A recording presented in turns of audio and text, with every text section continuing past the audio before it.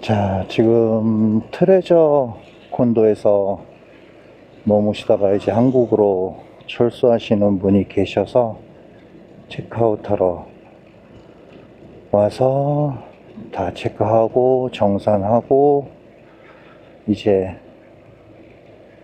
나오고 있습니다. 매번 계약이기 때문에, 그리고 한국 분들 같은 경우는 여러 가지 뭐 주위에서 듣는 얘기도 있고 뭐 여러 가지 걱정들을 많이 하세요.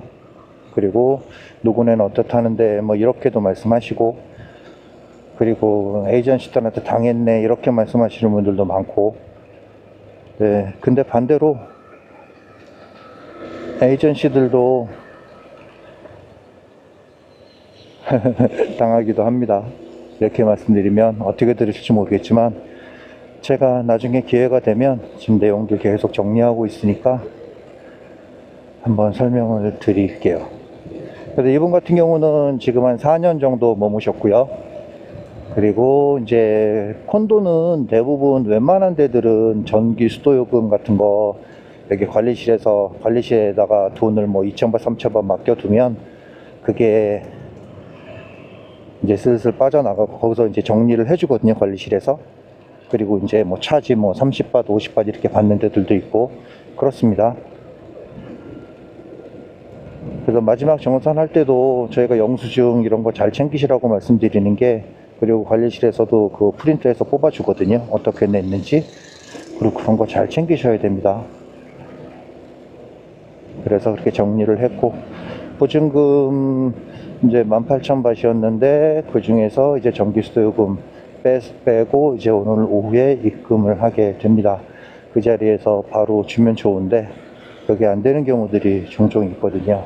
바로 현금으로 지금 이 자리에서 줘라 이제 이렇게 말할 수도 있지만, 또 그렇게 하는 임대인들이 가끔 있지만요, 보통은 뭐 일주일까지 걸리는 경우도 있고. 지금 이 집주인 같은 경우는 제가 지금 미터기 수도 전기 다 확인해서 그 다음에 영수증들 다 확인하고 그래서 정산을 했거든요. 그리고 임대인한테 보냈고, 그래서 임대인이 직접 온 게 아니라 임대인 동생이 지금 와서 정리를 했고, 이제 나머지는 오후에 오늘 중에 송금을 시켜주기로 했습니다. 임대인들 생각에, 그러니까 한국 분들 생각하실 때 보증금을 바로 돌려주는 줄 알고 계시는데 계약서를 잘 확인하십시오. 제가 늘 말씀드리는데 계약서에 보증금을 돌려주는 게 바로 그 자리에서 돌려주지 않습니다. 어떤 임대인들은, 그러니까 계약서상에는 30일 안에 돌려주게 돼 있습니다. 계약 만료일로부터. 그러니까 그거 잊어버리시면 안 됩니다. 그래서 계약서상에 그걸 넣어달라고 바로 나가는 날 돌려받을 수 있게 넣어달라고 말씀하시는데 그렇게 못합니다. 또 뭐라고 말씀드릴까요? 임대인 쪽 입장이 있고 임차인 쪽 입장이 있잖아요. 그러니까 한국 분들은 대부분 다 한국 사람들이 당하는 거로만 생각을 하시니까 정보들이 없으실 텐데, 실제로 한국 분들이 거주하시다가 그러니까 뭐 좋은 임대인이라고 말하기 좀 그렇지만 당일날 자기가 체크해 놓고 보증금 다 돌려주고 갔는데 그 다음날 아니면 뭐 한 일주일 안에 임대인한테 연락이 와요. 실제로 이거 깨져 있는데 살짝 본드로 붙여놨더라. 그리고 내가 이거 열었는데 바로 떨어지더라. 뭐 이런 식으로도 와요. 근데 임대인한테도 저희가 얘기하거든요. 다 끝났지 않냐. 돈 다 돌려줬고 지금 다시 얘기할 수가 없다. 이렇게 하거든요. 그리고 이렇게 말씀드리면 좀 우습지만, 저희랑 오랫동안 그 거래했던 태국인 임대인들 같은 경우는 그냥 재선에서 뭐 다 끝났는데 다시 말하기 어려운 분들도 있으니까 그냥 재선에서 임대인한테 좀 더 케어를 하려고 노력을 합니다. 그래서 무조건 뭐 이게 맞다 틀리다, 누구네 집 저렇게 했는데 나는 왜 그게 안 되냐 이렇게 생각하시면 안 됩니다. 그리고 TM30 관련해서도 말씀들이 되게 많으신 걸로 알고 있는데, 태국 에이전시들 중에서, 태국 임대인들 중에서 계약서에 TM30을 입주할 때 한 번만 임대인이 해주고 나머지는 임차인이 해라, 이렇게 계약서에다 넣어달라고 하는 곳들이 많이 있습니다. 뭐 법적으로 임차인이 그걸 임대인이 TM30 신고를 해주게끔 되어 있다고만 그렇게 생각하시면 안 됩니다. 그리고 뭐 예를 들어서 TM30 신고를 임차인이 한다, 그러면 그 집 계약하지 마라, 이렇게 말씀하시는 분들도 있다고 하던데, 집이 좋으면, 만약에 TM30을 임대인이 안 해준다고 하면, 집이 좋고 금액도 괜찮고 하다면 그게 TM30 신고를 임대인이 안 해주고 내가 가야 한다는 것만으로 그 집을 글쎄요, 이것도 생각해 볼 필요가 있습니다. 뭐가 맞다 틀리다의 개념은 아니고요, 선택의 문제니까. 그래서 그것도 계약서에다 잘 확인하셔야 됩니다. 요즘에 저희가 임대인들하고 계약을 시킬 때 그 TM30을 체크를 먼저 하고 있습니다, 요즘에는. 그래서 임대인이 TM30을 신고를 안 해줄 거다, 처음에 한 번은 해주고 나머지는 임차인이 해라, 이렇게 얘기하는 분들은 처음부터 고지를 합니다. 그래서 임대인들한테도 처음에 그걸 물어보고 해주는지 안 해주는지 확인하고, 그다음에 임대인 고객한테도 그걸 먼저 사전 고지합니다. 집이 좋고 가격도 괜찮은데 TM30 때문에 포기하실 건가요? 라고 말씀을 드려요. 그건 선택하는 거니까. 무조건 해줘라, 이거는 아니니까요. 그래서 참 일하기가 어렵습니다. 뭐 누구네 이렇다는데, 뭐 제일 많이들 말씀들 하시거든요.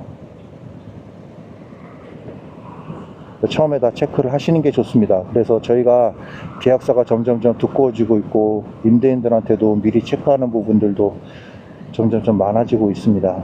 그리고 설명이 길어지면 서로 피곤하거든요. 임대인도 임차인도 저희도 마찬가지지만, 또 중간에 태국 에이전시가 껴있으면 구구절절히 다 일일이 설명해야 되고 구구절절히 다 체크해야 되고 막 이러다 보면 피로도가 생겨요. 그러면 임차인 입장에서도 그렇잖아요. 태국 집주인이 뭐 이거 안 된다 저거 안 된다 그러면 뭐 걱정하시고, 저렇게 까탈스러운데 내가 이거 해야 되나, 이 집 나중에 더 힘들게 만드는 거 아니야, 뭐 이렇게 생각하실 수도 있고, 반대로 임대인 입장에서도 마찬가지입니다. 임차인이 이거 해줘라 저거 해줘라 계속 그렇게 하면 이제 그 피로도가 있어요. 그거는 양쪽 입장에 다 똑같으니까. 이제 그런 걸 이제 잘 미리 정리하고, 그런 미리 얘기 나올 만한 것들 사전에 협의해 놓고 계약서에다 집어넣고, 그런 게 이제 저희가 하는 일이죠. 하고 싶은 얘기가 참 많은데, 일을 하다 보면 할 수 없는 얘기들이 있어요. 제가 진짜 은퇴를 해서 치앙마이에서 일을 하지 않고 영상을 만든다면 정말 할 수 있는 얘기들이 많은데, 일을 하니까 아주 쉽게 말씀드릴까요? 또 이런 것도 있잖아요. 지금 예를 들어서 저 앞에 있는 콘도를 샀습니다. 분양 가격이 있고, 그러면 저 콘도가 얼마입니다, 얼마에 팔았습니다, 뭐 이렇게 거래됐습니다. 그러면 사는 사람 입장에서는 좋죠. 살려고 이제 정보 알아보시는 분들 입장에서는. 근데 저 콘도를 사갖고 있는 분들이 이제 앞으로 팔아야 되는데, 그래서 오픈시키는 걸 안 좋아합니다. 그런 부분들이 있어요. 그리고 뭐 예를 들어서 가라오케 같은 경우도 마찬가지죠. 가라오케 가서 놀면 뭐 로컬이 놀면 얼마 나오고, 관광객들이 놀면 얼마 나오고, 그 다음에 여행사 통해서 가면 얼마 나오고, 이런 얘기들이 있잖아요. 근데 그런 것도 정보가 오픈이 안 되거든요. 왜 오픈이 안 되냐 하면, 입장을 바꿔서 일하는 사람 입장에서는 아마 치앙마이에서 놀아보신 분들은 아실 텐데, 태국 사정을 잘 알고 룰도 잘 알고, 그리고 말도 어느 정도 통하고, 이렇게 그런 사람들이 중간에 있으면서 그걸 옆에서 서브해주고 케어해주고 이렇게 해서 노시는 거 하고, 그냥 무작정 가져서 노시는 거 하고 완전히 다릅니다.